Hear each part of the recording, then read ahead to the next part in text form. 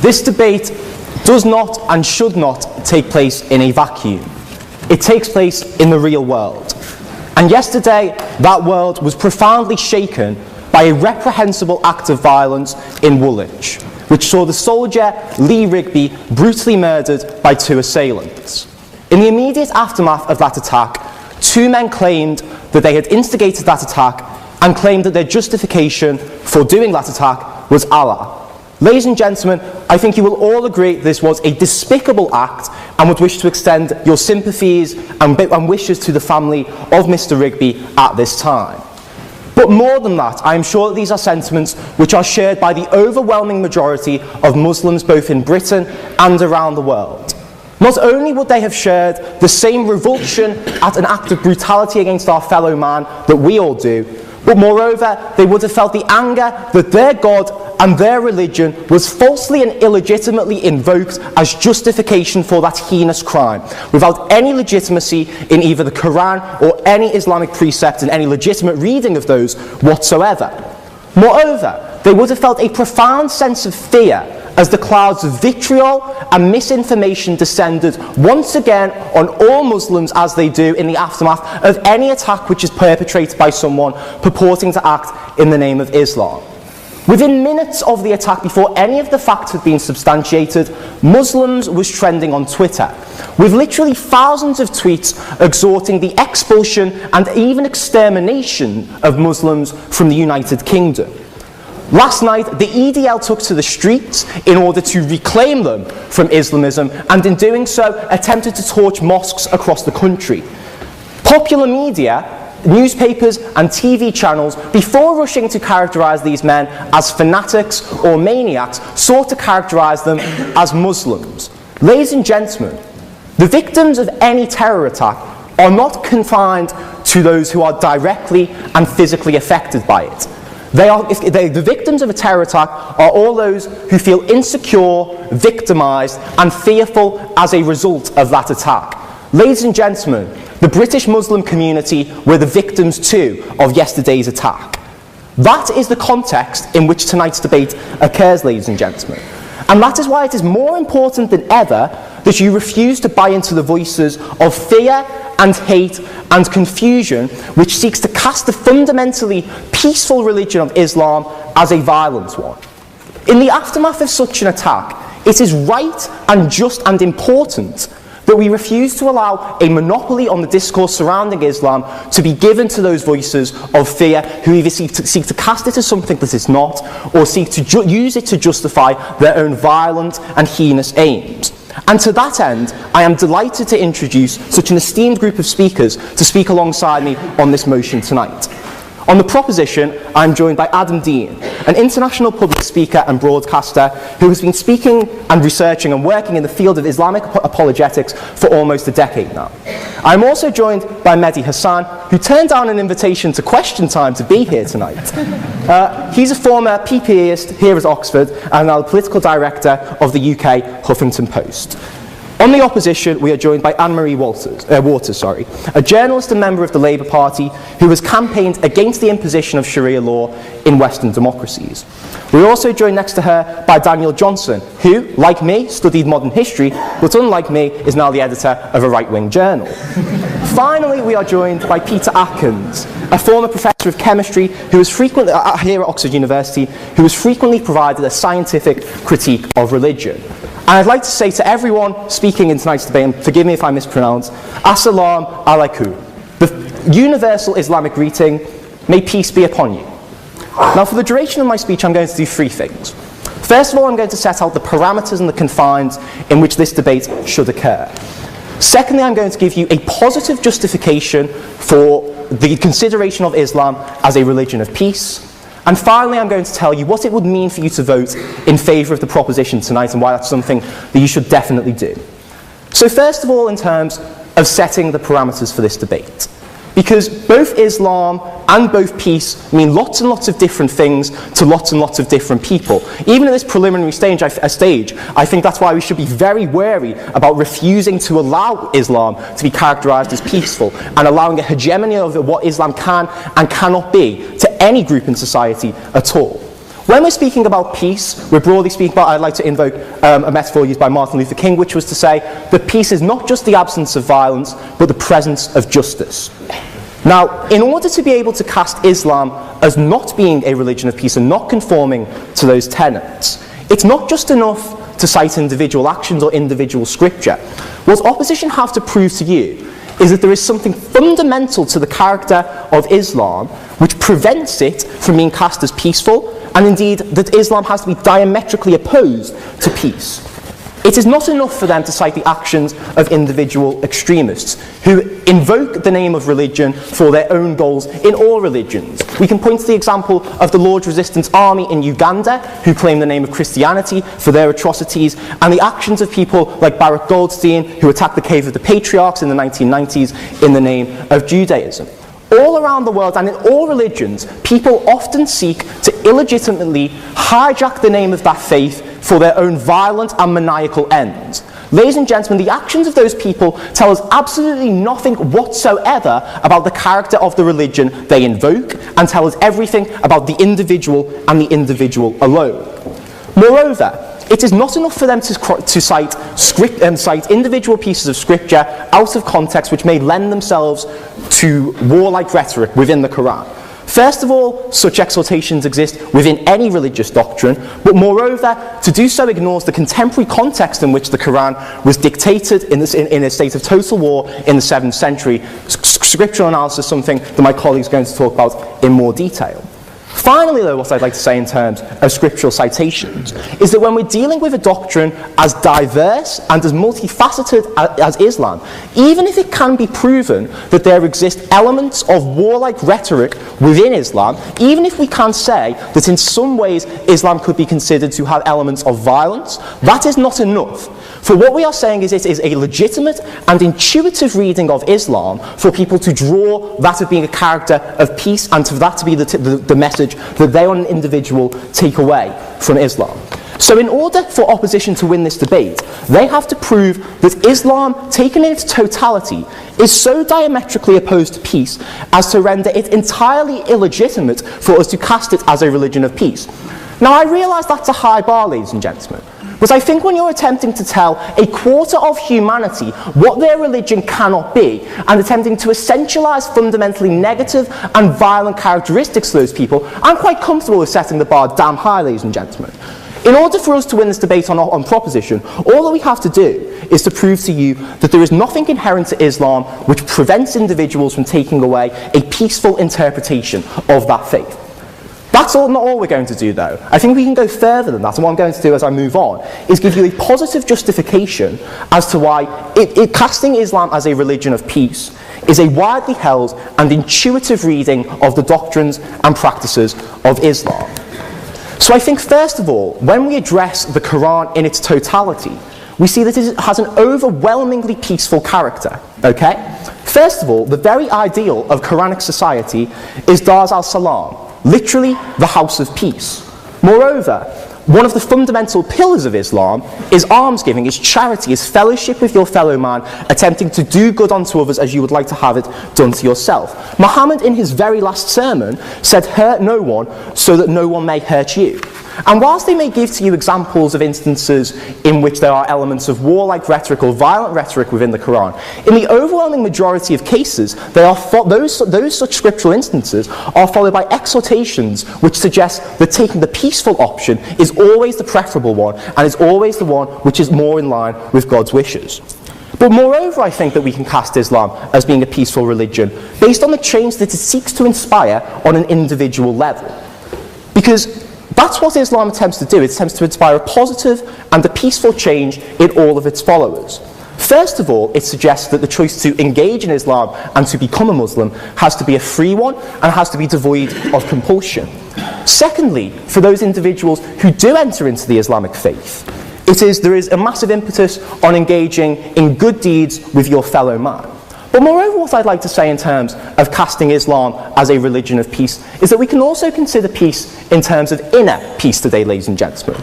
In a confusing world of consumerism and uncertainty, the absolute clarity and certainty that Islam gives to its followers that there is something worth striving for, that it is worth acting in a morally just way, and that there is something beyond this temporal and this material realm is something that allows people a great sense of inner peace. And that is something invaluable and something that we should not take away based on the arguments of opposition.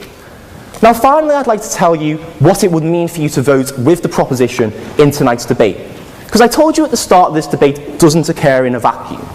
Now even if we were to ignore the horrific events of yesterday, in a post-9/11 landscape, what we have witnessed is a decade-long surge of violence, aggression, and human rights abuses directed at Muslims, which have been justified by a sustained demonization campaign.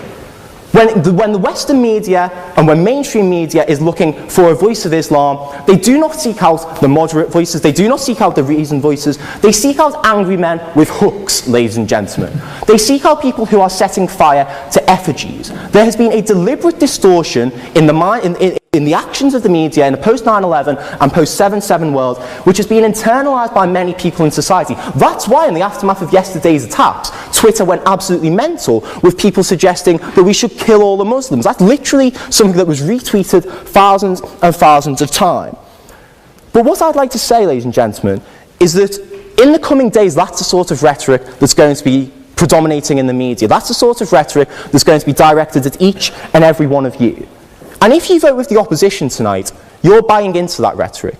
You are telling people who follow the Islamic faith, you are telling Muslims what their religion can and cannot be, and that it must not be peaceful and must be violent. That is something which essentializes, and that is something that marginalizes. When you walk out that door tonight, you've got a choice between love and hate, between embrace and rejection, between peace and conflict. I hope you make the right choice.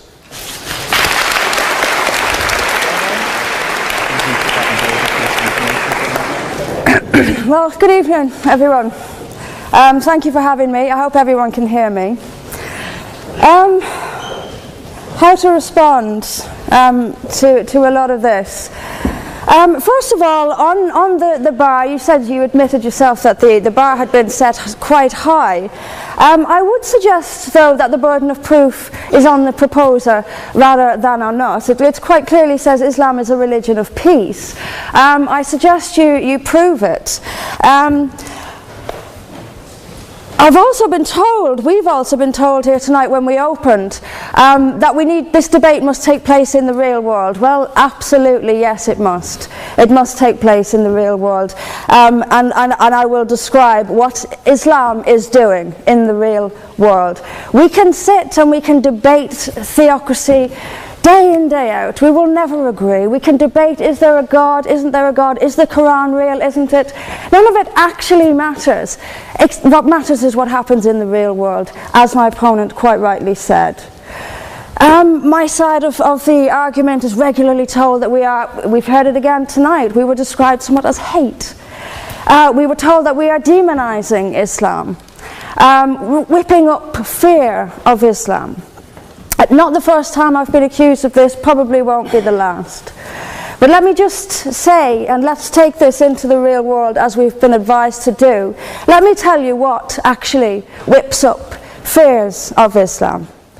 We take it from the top: 9/11, the London Underground bombings, Madrid, Mumbai, Mali, Bali, northern Nigeria, Sudan, Afghanistan, Saudi Arabia, Iran, Yemen, Pakistan, death for apostasy, death for blasphemy, death for adultery, death for homosexuality, gender segregation, gender discrimination, unequal testimony between men and women in legal proceedings, child marriage, amputations, beheadings, imprisonment for being raped, anti-Semitism, burqas, execution, as I've said, for this, that and the other, the slaughter of Theo van Gogh on the streets of Amsterdam, death threats on the streets of London, butcher those who insult Islam, Muslim patrols in East London telling people they are entering Sharia controlled zones, polygamous marriages, marriage not requiring the consent of the bride. This is what causes fear of Islam. It is not me, it is not my colleagues on this side. What information on that point? If Islam and Muslims are responsible for the Muslim patrols, I'm not finished. I'm not. No, I'm not. I mean, let me speak on. But the point is that it is not I or my fellow debaters on this side who are causing fear of Islam. It is the actions of Muslims that are causing fear of Islam. That is the real world. That is where we actually live. Then we'll be told that this is just the extreme fringe of Islam. Well, let me have a look at Saudi Arabia. Saudi Arabia is the birthplace of Islam, the custodian of its holy sites. In Saudi Arabia, a woman is not allowed to drive. She is not allowed to leave the house without a mahram. She is not allowed to vote, although they've been incredibly generous by allowing some votes in the next elections. This is apparently the extreme fringe of people are executed for blasphemy, executed for apostasy. In Saudi Arabia, the birthplace of Islam, we'll be told that's the extreme fringe of Islam. No, it is not. Calling Saudi Arabia the extreme fringe of Islam is like calling the Vatican the extreme fringe of Catholicism. Sorry, it just doesn't work. Then we'll be told that we've misunderstood. Violent Muslims have misunderstood. Saudi Arabia has misunderstood. Iran, which stones people to death for adultery, has misunderstood. Yemen, which marries children at the age of 9, has misunderstood. Has there ever been a more spectacularly misunderstood religion than Islam? It seems that these nations who apply it as their laws, nations which have the Quran as their constitution, innumerable nations, where there is no free speech, where there is no freedom of religion, they've all got it wrong. They've all got it wrong. It's quite a spectacularly misunderstood religion.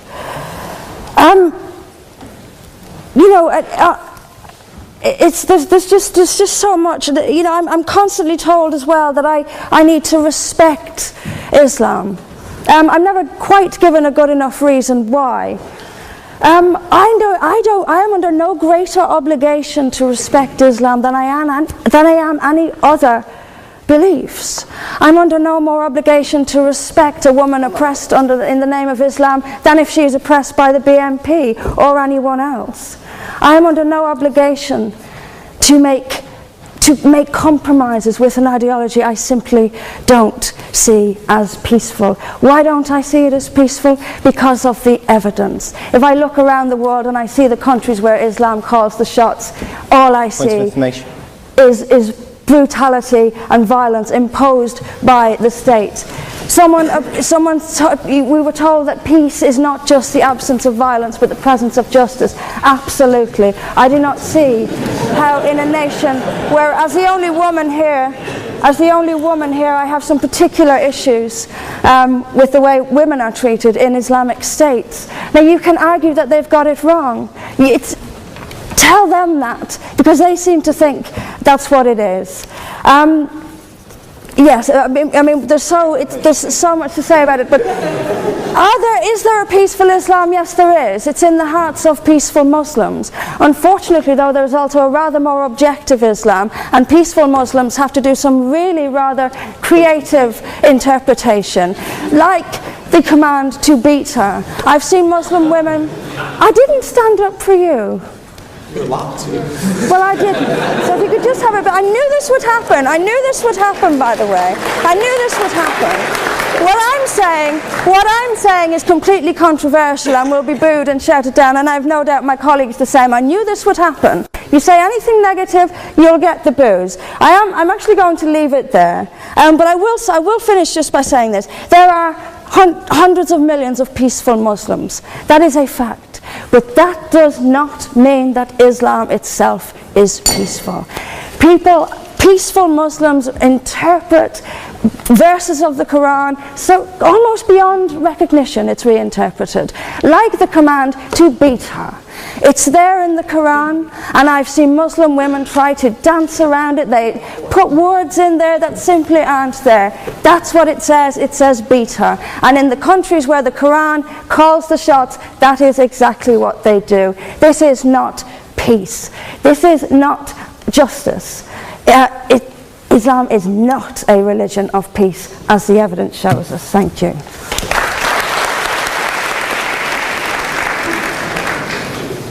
Ladies and gentlemen, good evening. My role this evening will be to present a theological understanding of Islam that the vast majority of Muslims believe and also practice. Now, it's quite easy to assume from the sensationalist headlines that the very idea of speaking about Islam and peace seems nonsensical.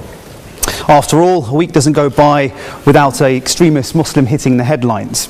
And this evening, our esteemed speakers arguing for the opposition are going to paint this sinister picture, referring to the usual polemics, and we had a taste of that so far. But what I would say is that in order to assess the debate this evening effectively, we must distinguish the Muslim, the imperfect practitioner, from Islam, the spiritual message and the ethical ideals they're meant to adhere to. And also what I would say is that we must allow Islam to define itself. Not Saudi Arabia, not all these horrible places that were mentioned. We must allow Islam to define itself and also assess how Islam views itself in entirety. So this evening, in support of the proposition, I want to put forward 2 points. The first is that the entire corpus of the spiritual teachings upholds violence and places primacy on the very values that underpin peaceful coexistence.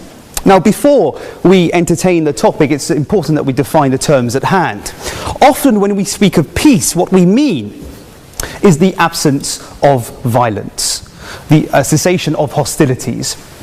And yet, when we look at locations where peace agreements have been signed, it is clear that the end of conflict does not in and of itself bring about peace.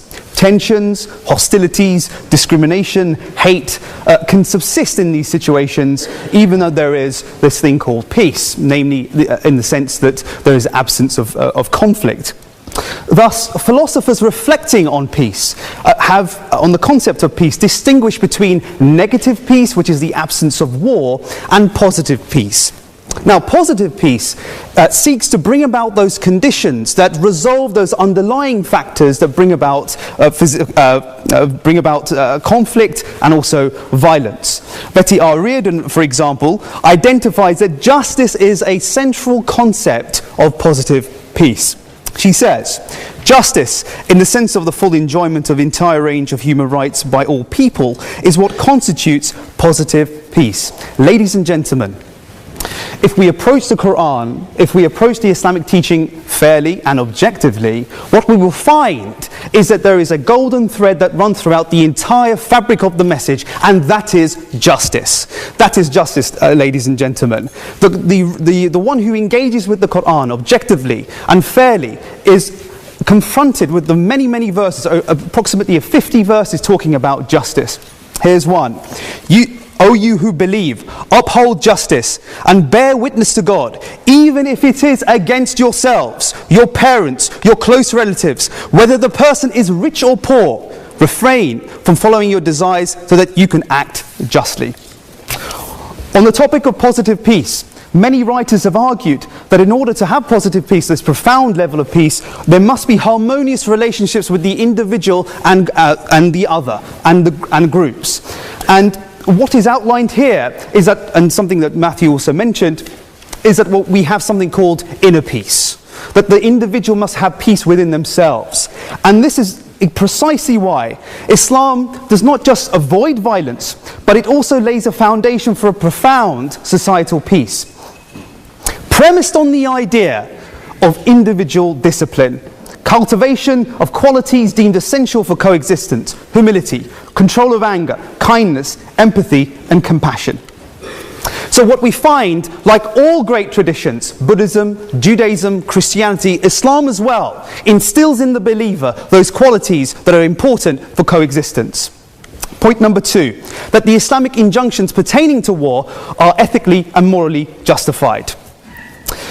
Now, an often criticism of Islam not being a religion of peace, some argue that it can't be a religion of peace because the Quran entertains verses of violence. It talks about entering into war and so forth.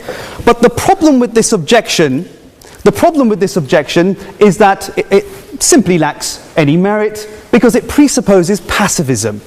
And if the opposition want to take that line of attack, they must demonstrate this evening that pacifism is morally justified. They must demonstrate that. Let's not be fooled this evening. That needs to be demonstrated. And I would argue that pacifism is a morally indefensible position, the idea of showing blindness to conflict and at the expense of upholding justice. Now, Islam is compatible with violence, but it is not identical to violence, which is often put forward by Islamophobes and Islam critics. The Quran warns against an enthusiasm for war.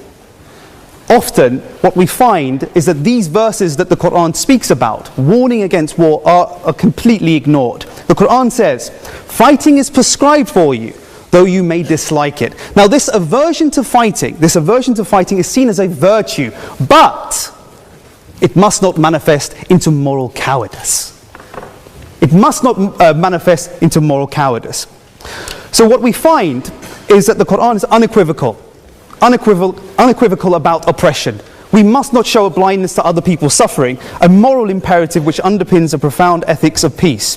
Thus, the virtue of an aversion to violence, fighting, is superseded by the virtue of upholding justice.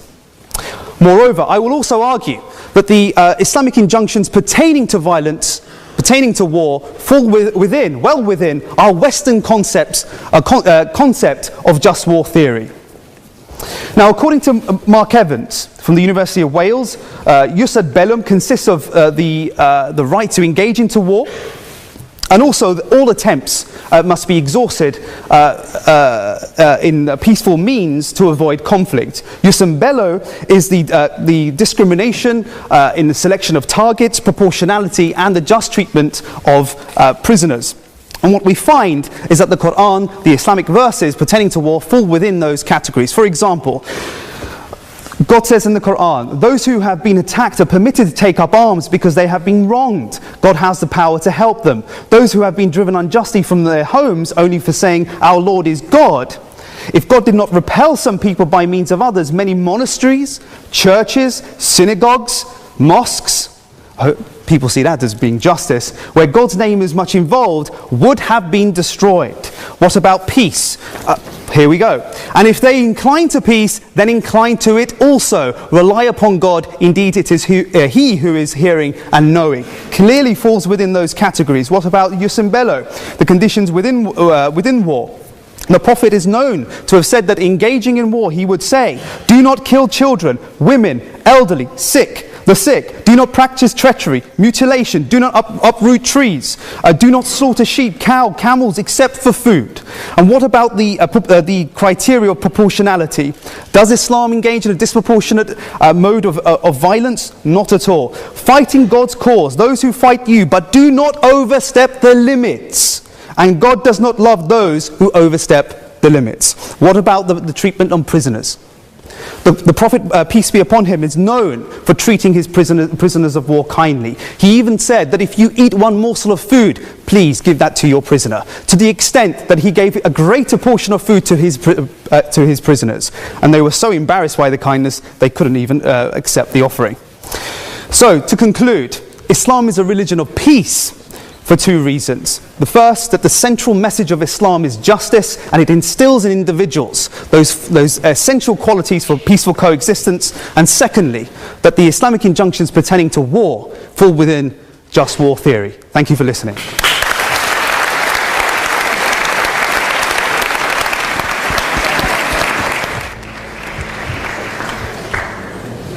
Ladies and gentlemen, I very nearly decided not to come today. Yesterday, a British soldier was decapitated in cold blood on the streets of London by Islamists shouting Allahu Akbar. One of them told the British public, "You people will never be safe." Why should I, a married father of 4, take the risk of questioning the religion of peace at a public debate that will be filmed and no doubt appear on the internet? I have met Ayaan Hirsi Ali, who was forced to live in hiding and then to leave Europe after her friend Theo van Gogh suffered the same fate as the soldier in Amsterdam. I have met the historian Benny Morris, who was assaulted outside the London School of Economics by Muslim students merely because he was an Israeli. I have British friends who have been forced to move to a secure gated refuge because of similar threats. But I have come precisely because I do not want to live in fear in a free country, our country. I do not want this great university, our university, to become a place where academics are intimidated. I do not want free speech to die in the land that gave this most precious of liberties to the rest of the world, including many of the 56 states that call themselves Islamic. I do not want Muslim women to endure domestic tyranny. The Pew survey reveals that more than 90% of the world's 1.5 billion Muslims believe that wives must always obey their husbands. 90%. Earlier today, I attended the funeral of a dear friend, Professor Geza Vermes, a man whose remarkable career shows what freedom means and why we must fight to preserve it here in Oxford. It was only because he, unlike his parents, survived the Holocaust in Hungary that he ever came here to found the discipline of Jewish studies. Geza was hidden from the Nazis by the church and after the war became a Catholic priest. But later he criticized the church's attitude to the Dead Sea Scrolls, which he insisted should be made available to the academic world regardless of their implications for the origins of Christianity. Indeed, he became a leading expert and was the first to translate them into English. Later, he left the priesthood to get married and decided to revert to his Jewish roots. Here in Oxford, Geza began to investigate what he called the Jewish Jesus, not the Son of God or even the founder of Christianity, but a charismatic Jewish preacher. Geza challenged Christian orthodoxy at every point, though just before he died, he also shocked Orthodox rabbis by showing in an article for Standpoint, the not very right-wing magazine that I edit, that crucifixion had been used by Jewish rulers as well as Roman ones. With a foot in both Jewish and Christian camps, but beholden to neither, Geza enlarged our knowledge of the world of Jesus more than anybody else in our time. I've dwelt on his career, the career of Geza Vermes, for one simple reason. None of it would have been possible in any Islamic country. His change of religion would have been treated as apostasy, despite the fact that the Quran suggests only that an apostate will suffer in the next world. Under Sharia law, it is a capital offence, and many Muslim-majority countries do in fact impose the death penalty. The latest Pew survey suggests that a majority of Muslims around the world agree with this draconian punishment. Even worse in the eyes of Islamic authority was Geza Vermes' investigation of Jesus. If he had attempted to apply the same modern scholarly methods to the Prophet Muhammad in an Islamic country, he would certainly have been executed for blasphemy as a non-Muslim or for apostasy if he had been a Muslim. One recent example was a leading Islamic scholar in Sudan, Mahmoud Taha, who was executed for apostasy merely because he presented Islam as a religion of peace, drawing on Muhammad's more conciliatory sayings rather than the warlike doctrines he later adopted. Not only would an open-minded intellectual like Geza Vermes have no place in an Islamic country, but a university like Oxford, in which liberty of research into everything, including Islam, is not merely permitted but obligatory, could not exist. There are no universities in this sense in the Muslim world, and the academic study of Islam, and especially of its founder, has been greatly inhibited by the suppression of free intellectual inquiry. Now, how does this lack of free speech and inquiry bear on the question we are debating tonight? In my view, it is crucial. Islam has the potential to be a religion of peace. No, sorry, I'm not taking points of information. But But it will need to evolve a great deal if it is actually to become a religion of peace. Islam cannot evolve unless Muslim authorities, both religious and secular, allow the freedoms we in the West take for granted. Freedom of speech, freedom of the press, freedom of conscience. Of course, these freedoms go together with other basic principles which are absent in those countries. Equality before the law, civil and political rights, constitutional democracy, economic liberty, the separation of church or mosque and state. All these ideas emerged in the West because the Judeo-Christian tradition has always evolved in classical and medieval, Renaissance and Enlightenment periods, and it is still evolving today. As a Catholic, I must acknowledge that it is only in my lifetime that the Church adapted its teaching on the Jews from enemies to brothers. And in order to ensure that the 1.2 billion Catholics could see that the Church banished anti-Semitism in its practice as well as its preaching, successive popes have gone out of their way to reach out to Jewish people. How very different is the situation in Islam. Where Jews and Christians have allowed the reinterpretation of the Bible, Muslim scholars have insisted that the Quran, as the unmediated word of Allah, cannot be reinterpreted. Despite this rigidity, Islam did evolve in its early centuries, but since the medieval period, it has undergone successive waves of fundamentalism intended to restore the faith to its original purity and to impose it, if necessary by force, on the rest of the world. We are living through such a wave today, which includes the Wahhabi and Salafist branches of Sunni and the Iranian-inspired Shia Islam. The overall name we give to these movements is Islamism, or radical Islam.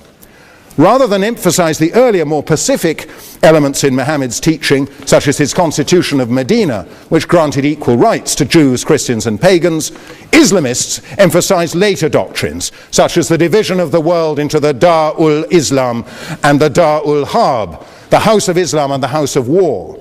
We are living apparently in the House of War. Or the draconian enforcement of Sharia law. Not content with the attempt to convert non-Muslims, Islamists stress the obligation to carry out jihad, understood to mean holy war, including terrorism. As we saw yesterday in Woolwich, or a few weeks ago in Boston, radical Islam is not only a threat in the Muslim world, but also here in our midst. It is, in fact, the most direct threat to Western civilization in the world today. It is not enough, it is not enough for Muslim apologists to point to statements of regret after terrorist attacks. They have to acknowledge the truth about their own past and present, the discrimination and cruelty towards non-Muslims, women and slaves that have characterized Islam from its inception. Mehdi Hasan is an exception. In a brave and remarkable article in the New Statesman, he revealed what he called our dirty little secret, that anti-Semitism in the Muslim community is, quote, routine and commonplace, unquote. It was brave because Muslims have reason to fear reprisals when they speak out, and it was remarkable because most Muslims are in denial, encouraged by the pernicious notion of Islamophobia. Because of that notion, the police and other authorities were in denial about the rape and exploitation of girls here in Oxford, an evil that was only exposed at their recent trial.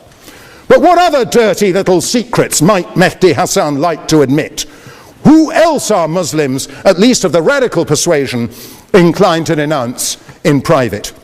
What do they say about Christians and other non-Muslims, including atheists? What about homosexuals or women whose dress or behavior is un-Islamic? We know what Islamic states do to all these and many other categories of people. They persecute and kill them. They claim the authority of Islam, of the Quran, the Hadith, the Sharia, and their own leading scholars. I know there are other scholars who defy the Islamists. I had the honor of meeting the late Zaki Badawi, the founder of the Muslim College, who fought against the influx of Saudi-funded imams into British mosques, who fought for Muslim integration and who denounced the fatwa against Salman Rushdie. But, Badawi lost all these battles. His leadership role has been usurped by Tariq Ramadan, who occupies a chair here in Oxford. He comes from a very different tradition, that of the Muslim Brotherhood, the vanguard of Islamism, To be blunt, Professor Ramadan is an Islamist wolf in sheep's clothing. Beware of him. A religion of peace has to practice what it preaches. I'm almost done. You only have to watch the news of persecution, war and terror from the Muslim world and beyond to find that religion of peace rings hollow. Peace is not on offer to the rest of us except at a price that is unacceptable. The price of submission to the Islamists who increasingly dominate their fellow Muslims across the globe. One of the Woolwich terrorists told onlookers he had committed his carnage because he wanted to bring our troops back so we can all live in peace. Our troops? He had just butchered one of them. That is not only murder, that is treason. Until it is purged of the radicals who preach in its name, until we can feel safe on our streets again, Islam does not deserve to call itself a religion of peace. I urge you to oppose this motion.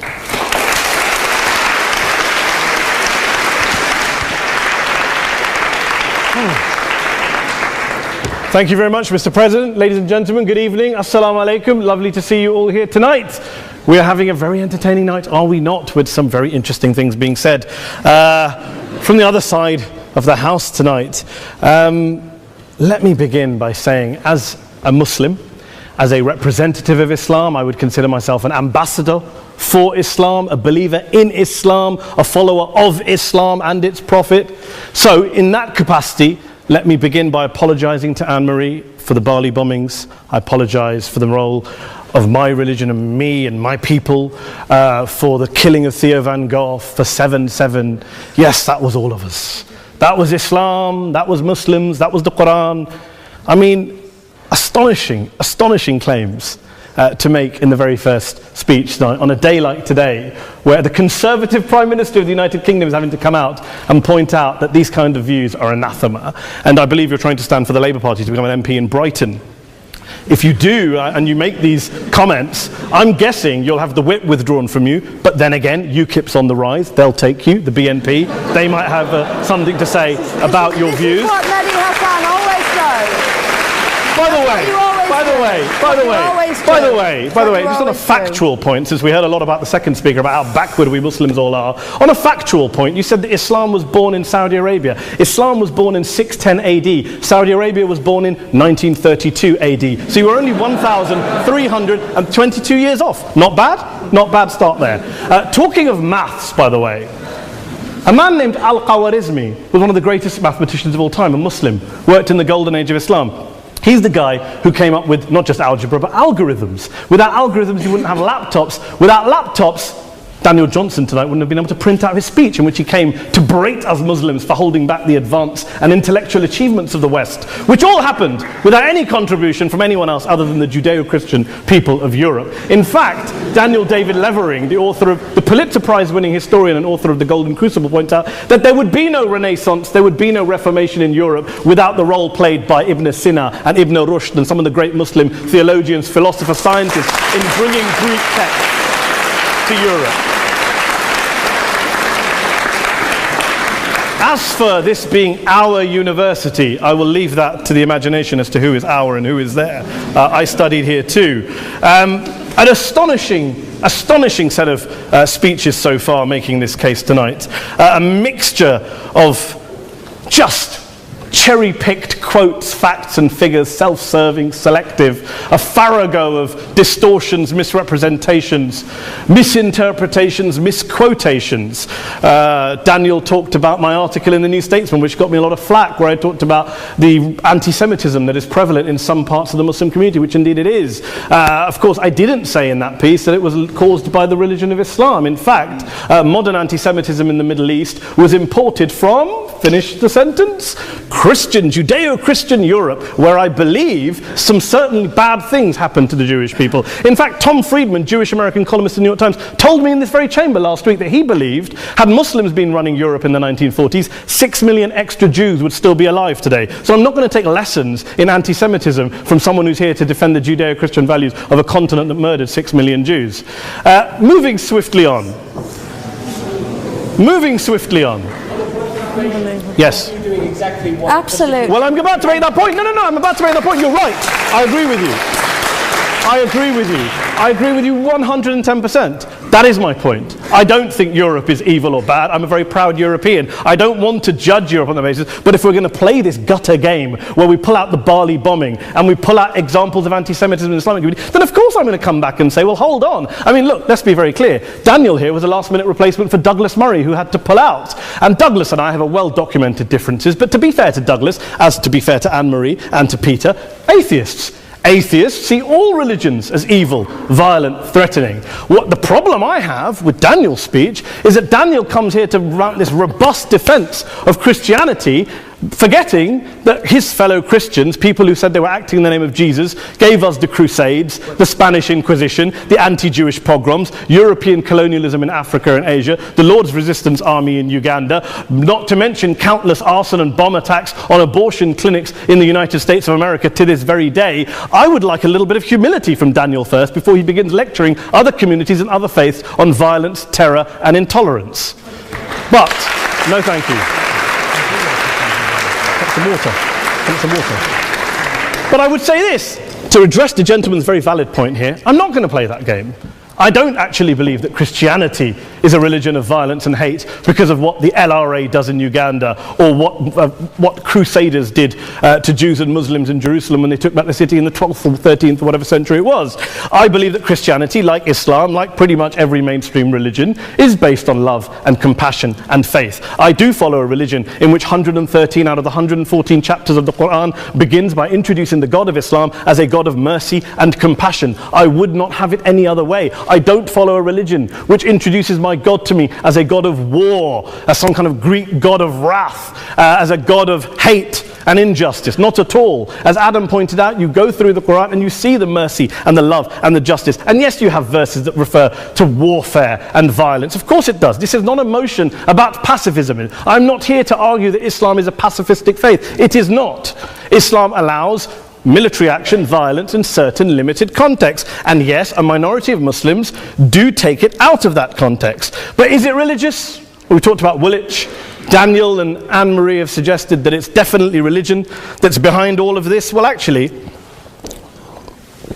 what I find so amusing tonight is we're having a debate about Islam, and the opposition tonight have come forward. We have a graduate in law, a graduate in modern history, a graduate in chemistry, and you know, I admire all of their intellects and their abilities, but we don't have anyone who's actually an expert on Islam, a scholar of Islam, a historian of Islam, a speaker of Arabic, even a terrorism expert or a security expert or a pollster, let alone to talk about what Muslims believe or think. Instead, we have people coming here, putting forward these views, putting forward these sweeping opinions. Listen to Professor Robert Pape of the University of Chicago, one of America's leading terrorism experts, who, unlike our esteemed opposition tonight, studied every single case of suicide terrorism between 1980 and 2005, 315 cases in total. And he concluded, and I quote, "There is little connection between suicide terrorism and Islamic fundamentalism or any of the world's religions. Rather, what nearly all suicide terrorist attacks have in common is a specific secular and strategic goal to compel modern democracies to withdraw military forces from territory that the terrorists consider to be their homeland." And the irony is, when we talk about terrorism, the irony is that the opposition and the Muslim terrorists, the Al-Qaeda types, actually have one thing in common. Because they both believe that Islam is a warlike, violent religion. They both agree on that. They have everything in common. Osama bin Laden would be nodding along to everything he's heard tonight from the opposition side. He agrees with them. The problem is that mainstream Muslims don't. The majority of Muslims around the world don't. In fact, a gentleman here started quoting all sorts of polls. Gallup carried out the biggest poll of Muslims around the world, of 50,000 Muslims in 35 countries. 93% of Muslims rejected 9/11 and suicide attacks. And of the 7% who didn't, they all, when polled and focus grouped, cited political reasons for their support for violence, not religious reasons. And as for Islamic scholars and what they say, well, Daniel talks about our University of Oxford. We'll go down to Oxford Centre for Islamic Studies, get hold of a man named Sheikh Afifi Al-Akiti, who is a massively well-credentialed and well-respected Islamic scholar, who has studied across the world, who in the days after 7/7 published a fatwa denouncing terrorism in the name of Islam, calling for the protection of all non-combatants at all times, and describing suicide bombings as an innovation with no basis in Islamic law. Go and listen to Sheikh Tahir al-Qadri, one of Pakistan's most famous Islamic scholars, who published a 600-page fatwa condemning the killing of all innocents and all suicide bombings unconditionally without any ifs or buts. There's nothing new here. This is mainstream Islam, mainstream scholarship, which has said this for years. You don't go out and kill people willy-nilly in the high street or anywhere else, on a bus or a mall, based on verses of the Quran that you cherry-pick without any context, any understanding, any interpretation, or any commentary. Point of information. Please. What about stoning of women, for example, Well, it's It doesn't happen apparently. I didn't say it doesn't happen at all. I never said it didn't happen. I don't blame Islam. Yes, it's a very good point. And a lot of us are campaigning against that. And we're campaigning against it in the name of Islam. We're campaigning against it in the name of various interpretations of Islam. Anne-Marie comes and scares us with her talk of Sharia law. I would like to see the book of Sharia law. It doesn't exist. People argue over what Sharia law is. And you empower the extremists by saying there is only one version. You empower them all. I don't believe you took any interruptions, Anne-Marie, so I think you should stay there for a moment. Several countries. Here's what we're dealing with. Here's what we're dealing with. We are dealing, I took your point. Here we are dealing with a 1400-year-old global religion followed by 1.6 billion people in every corner of the world, a quarter of humanity, of all backgrounds, cultures, ethnicities. And yet the opposition tonight wants to generalize, stereotype, smear in order to desperately win this debate. And here's my question, if we're going to generalize and smear. If, okay, people say yesterday's bombers, and we've got to be careful, there's a trial going on, were yesterday's attackers, motivated by Islam? Big debate. I don't believe they were. Let's say they were. Let's say Faisal Shahzad, the Times Square bomber, was motivated by Islam. Let's assume, for sake of argument, that Richard Reeves, the shoe bomber, was motivated by Islam. If Islam is responsible for these killings, if Islam is what is motivating these people, Islam is therefore not a religion of peace, a religion of war, then ask yourself this question: why aren't the rest of us doing it? Why is it such a tiny minority of Muslims are interpreting their religion in the way that the opposition claim they are? Let's assume there are 16,000 suicide bombers in the world. There aren't. Let's assume there are for the sake of argument. That's 0.001% of the Muslim population globally. What about the other 99.99% of Muslims who the opposition tonight either ignore or smear? The reality is that the rest of us aren't blowing ourselves up tonight. The reality is that the opposition came here tonight not worried about the fact that me and Adam might pull open our jackets and blow ourselves up tonight because we're followers of a warlike warrior religion which wants to take over Europe and Daniel's University. The issue is this.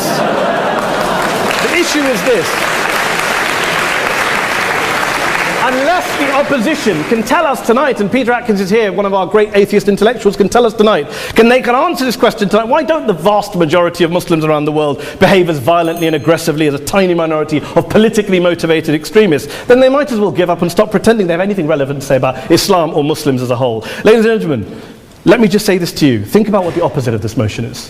If you vote no tonight, think about what you're saying the opposite of this motion is. That Islam isn't a religion of peace, it's a religion of war, of violence, of terror, of aggression. That the people who follow Islam, me, my wife, my retired parents, my 6-year-old child, that 1.8 million of your fellow British residents and citizens, that 1.6 billion people across the world, your fellow human beings, are all followers, promoters, believers in a religion of violence. Do you really think that? Do you really believe that to be the case? They say that in the Oxford Union, the most famous debate was in 1933 when Adolf Hitler looked out for the result of the King and Country motion, where they voted against fighting for King and Country, and Hitler was listening out for the result. Well, tonight, 80 years on, there are two groups of people around the world who I would argue are waiting for the result of tonight's vote. There are the millions of peaceful, non-violent, law-abiding Muslims both in the UK, Europe, Asia, Africa and beyond, who see Islam as the source of their identity, as a source of spiritual fulfillment, of hope, of solace. And there are the phobes, the haters, the bigots out there who want to push the clash of civilizations, who want to divide all of us into them and us and ours and their. Ladies and gentlemen, I urge you all not to fuel the arguments of the phobes and bigots. Don't legitimize their divisions. Don't legitimize their hate. Trust those Muslims who you know, who you've met, who you hear, who don't believe in violence, who do want you to hear the peaceful message of the Quran as they believe it to be taught to the majority of Muslims, the Islam of peace and compassion and mercy, the Islam of the Quran, not of Al-Qaeda. Ladies and gentlemen, I beg to propose this motion to the House. I urge you to vote yes tonight. Thank you very much for your time.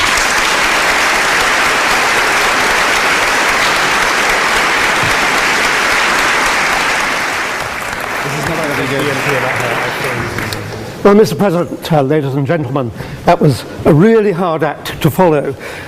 It is my duty, I think, this evening to try to respond to some of the challenges that have been put forward by the proposers, such as us not being particularly philosophical about the approach to Islam, us taking particular instances and ignoring the whole. So my job this evening, I think, is to be reflective. And it is also, I think, my job this evening to be conciliatory. I hate being conciliatory, but I'm going to try to be conciliatory this evening. But nevertheless, I will stand by opposition totally to the motion this evening. I'll begin by admitting that there is indeed a great deal of good in Islam, as we've heard from that side in particular. Like all religions, Islam is a supermarket of ideas, of instructions and exhortations that good men can select according to their appetites. The trouble is that bad men can select according to their own appetites too.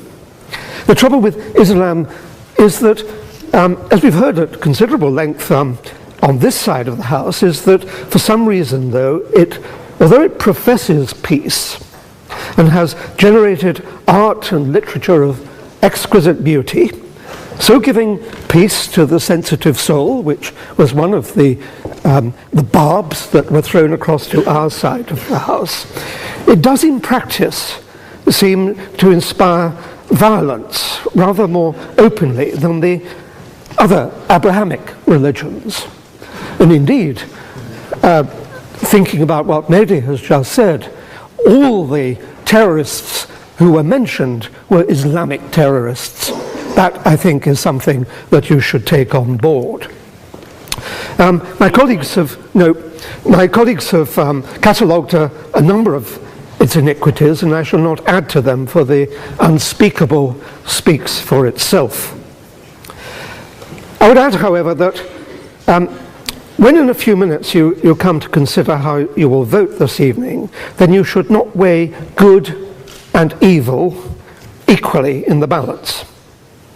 It is the case that one evil outweighs one good many times over. For loss of life, inhibition of aspiration, barbaric punishment and imposition, and intellectual stifling cannot be assuaged by acts of hospitality, however generous. All the seas incarnadine cannot wash blood from a religion's hands by an act of piety. The evils will have destroyed a human life, as they did yesterday, and that life cannot be restored by charity. For every evil act inspired by Islam, even though the perpetrator is regarded by the rest of Islam as a deviant, 10, 100, or 1,000 inspired good deeds are not enough compensation. Now, as we've agreed, Islam seems peculiarly suited to the inspiration of violence. It's responding to your challenge earlier this evening at the beginning of the debate. It's appropriate to explore why. For then, no, I can't.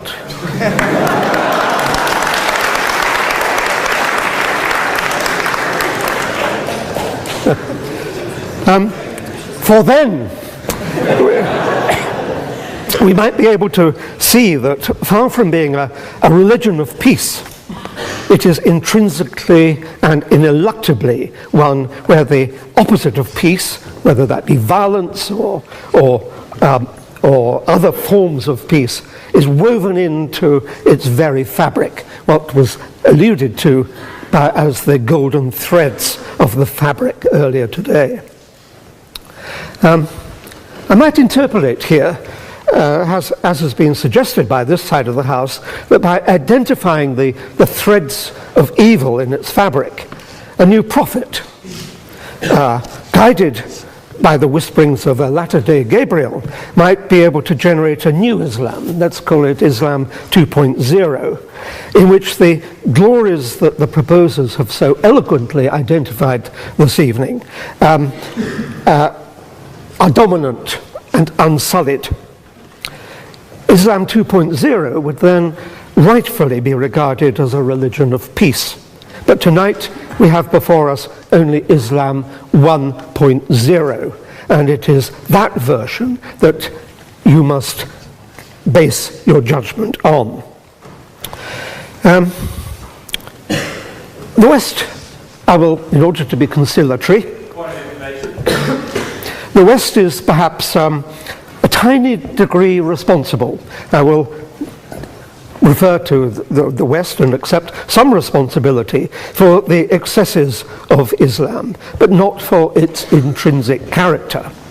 The West, with its liberal and encouraging attitude towards fellow man and man's intellectual achievement, has perhaps been too hasty in its aim to share its enlightenment. That impatient haste has been perceived as cultural imperialism and has fanned the embers of discontent into sometimes flaming hatred. The West's joy at stumbling into the Enlightenment and its impatient zeal to liberate minds and share personal liberty as soon as possible has perhaps encouraged the seeds of evil in Islam to flourish. But Islam itself must take responsibility for those seeds. It would be a brave man, of course, who said anything against the purity and brilliance of the Prophet, of course, and I must vehemently dissociate myself from the views of the infidel scholars that I am about to share. There are three issues that those disgraceful and disrespectful Enlightenment liberated scholars so scurrilously identify. One is that Muhammad, if it is in fact true that he ever existed, was a robber baron, perhaps a psychopath, possibly a schizophrenic, and certainly a warrior who made his pronouncements in time of war. Although, of course, none of that can possibly be true, were it to be true, it would account for the bloodthirsty surahs that pervade the Quran and are found in the Hadiths, and the sense that copious bloodshed is the characteristic of a prophet. We only have to look to the modern mafia, the same scurrilous scholars say, to see how control is exercised by barbarity. My second issue is to remind you that if you take the view that the litmus test of the propagation of peace is the adoption of the Universal Declaration of Human Rights, then Islam, in the view of many of those same scurrilous scholars, is a desert. Article 1 says that all human beings are born free and equal in dignity and rights. Islam, think of the misogyny of Islam. Take Article 5. No one shall be punishable by torture or cruel punishment. Contrast that with Islam's indulgence in amputation, stoning, and flogging. Take Article 18. Everyone has the right of freedom of thought, conscience, and religion, and may choose their religion. Contrast that with the punishment for apostasy in Islam, which is death. Point of information. No. My third and final, and I think most important point, is that if you take the view that peace stems from a reflective ethics that acknowledges changing times, then Islam, based as it is on the frozen, unquestionable statements of the Quran, is wholly alien to intelligent, rational, reflective civilization. Point of information. Nope.